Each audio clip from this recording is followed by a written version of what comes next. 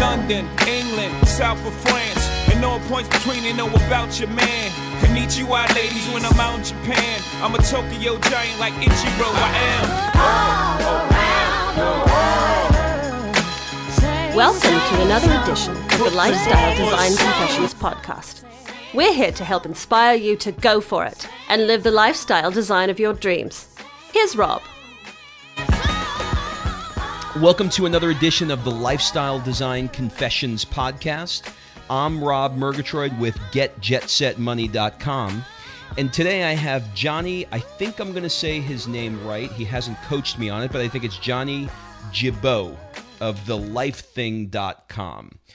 Jonny decided to dump his corporate 9-to-5 gig in cloudy old England for an adventure as a traveling entrepreneur.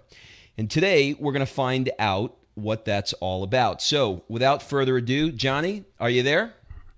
I am indeed. It's pretty close with the name. It's Gibaud, but you're the closest so far. That's not bad. Now, you really screwed me up because you took the H out of your name. Was there any reason why mom and dad decided to do that? I'm not entirely sure, really. It's one of those things. Everyone spells it with a H apart from me. We're a dying breed. The Johnny's without a H.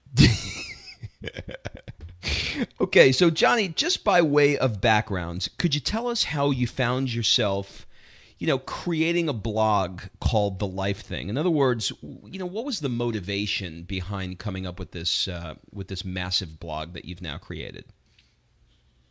Okay, well, motivation-wise, I used to have my very first company outside of university. I set up a blog for that. I was told it was a way to get business in. And obviously, I'm all about making money. So I set up a blog called Naked Business, and I was quite fortunate, I guess.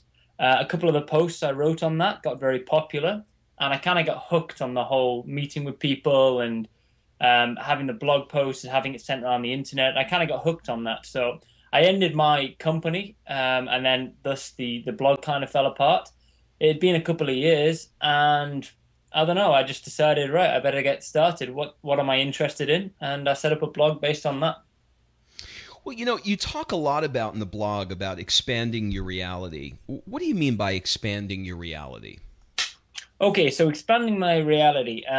The way I see it is so much of what people can achieve in life is purely based on what they're used to. So if you take, for example, the reality of a rich person compared to a poor person, for example, the reality that the rich person lives in is so different to the other guy's reality. And it's the same very much for very many people.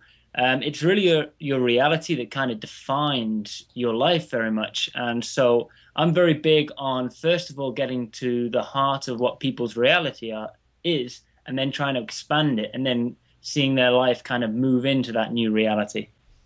Okay, so you took, you decided to pack it all in and leave in your words, your boring-ass job in cloudy England and head for a world of adventure. So tell me what was going through your mind when you said to yourself, that's it. I've had enough. I'm in this corporate gig. I make a check every single week, but this is just not fulfilling. I did what they told me to do. I went to school. I went to university. I got a job, but this sucks. I mean, this is not what I'm after. What was that moment like for you where you said, that's it, I'm out of here? Scary. Just, oh God, oh God, oh God, oh God, all the way through. Yeah, like you said, basically I'd done the university thing. I'd kind of done pretty well in the whole learn by rote, just do what you're told and get the good marks.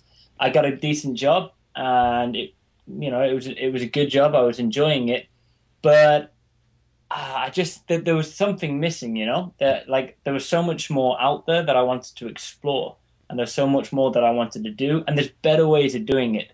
So I'd made the massive mistake for any career-minded individual, which was to read Tim Ferriss's book, The 4-Hour Workweek. Big mistake.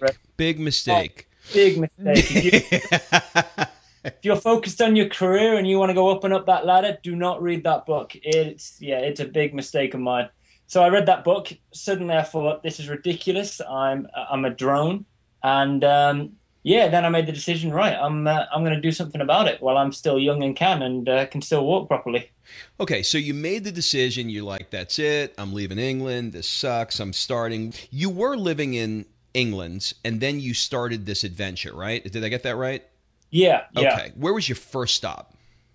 Okay, so the first stop really, if we're taking it from when I quit my job, I'd kind of done a couple of taster ones. I'd been out and I lived in the China for a while, but I was still working at the time, kind of in between jobs. So when I decided to actually quit, I headed out to Bangkok. Now, why do you think so many people make the decision to make that, if not their first stop, certainly the stop that is pretty prevalent within the first year of doing something like this? Is it just to use Tim Ferriss speak, is it just the geo arbitrage aspect of it? Yeah, I think there's definitely a strong element of that. I chose it because I'd heard a lot of good stuff about it. I knew that the spending power I had over there was substantial.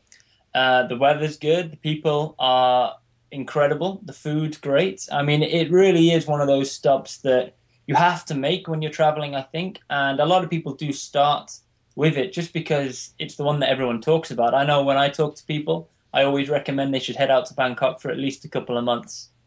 So I guess it's one of those things that just gets passed down the social lines. Which, by the way, was something, if you look back in history, maybe in the 70s and even early 80s, it was a very big backpacking stop, and a lot of people just sort of, made that a place to kind of hang their hat.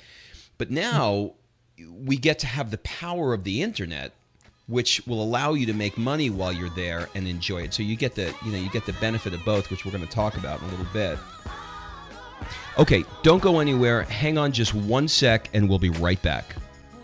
If you want to learn how Rob and Kim leverage technology to create the income, time, and freedom to regularly travel from one jet-set destination to the other using their proven system, you can claim your risk-free trial membership to Jet Set Money by going to getjetsetmoney.com. Here's Rob. So, after Bangkok, where did you go? Give me a little synopsis of sort of like your trail over that year. Okay, so, well, my kind of year, it wasn't a whole year out. It was quite fragmented because of my job. My job being my companies that I set up. So what I did was I was in Bangkok for a while, and I used Bangkok as a base to travel around, through Laos to Cambodia, Vietnam, all around those kind of places. I then headed back to England for a month and a half, because obviously I have staff that run over here on my company. So if you're away for too long, people get antsy.